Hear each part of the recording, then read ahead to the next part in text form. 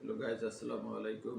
সবাইকে শুভ সকাল জানিয়ে স্টার পক্ষ থেকে সকালবেলার সংবাদ শিরোনামে দৈনিক সমকাল একটি রিপোর্ট প্রকাশ করেছে। ডাকসু নির্বাচন আগামীকাল, নারী ভোটার ও কুচিং হতে পারে ভোটের বড় নিয়ামক। 6.5 বছর পর ভিন্ন রাজনৈতিক পরিবেশে আগামীকাল মঙ্গলবার অনুষ্ঠিত হতে যাচ্ছে ঢাকা বিশ্ববিদ্যালয় কেন্দ্রীয় ছাত্র সংসদ ডাকসু ও হল সংসদ নির্বাচন। এই পরিস্থিতির পাশাপাশি প্রার্থীদের জয় পরাজয়ে বড় নিয়ামক নারী ভোটার। আরও কয়েকজন আলোচিত প্রার্থীর জন্য কোচিং সেন্টার কেন্দ্রিক সমর্থক গোষ্ঠী ভোটে প্রভাব ফেলতে পারে বলে মনে করা হচ্ছে।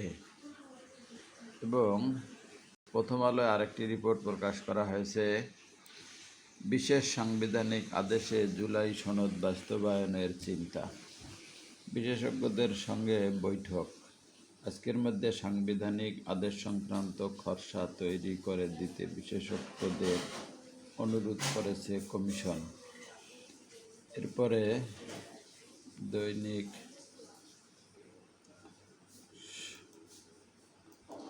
দৈনিক সমকাল একটি রিপোর্ট প্রকাশ করেছে, দৈনিক প্রথম আলো, তারপর যুগান্তর আর একটি রিপোর্ট করেছে, আন্তর্জাতিক রিপোর্ট। ইসরায়েলি গণহত্যায় নিশ্চিহ্ন 2700 ফিলিস্তিনি পরিবার। গাজার মাটি আজ শোকের ভারে চাপা। প্রায় 2 বছর ধরে অবিরতই চলছে ইসরায়েলি হত্যাযজ্ঞ। গাজায় চলমান এই গণহত্যায় ইতিমধ্যে নিশ্চিহ্ন হয়ে গেছে 2700 ফিলিস্তিনি পরিবার। এটা খুবই নিন্দনীয় কাজ। সবাইকে ধন্যবাদ আমাদের সাথে থাকার জন্য।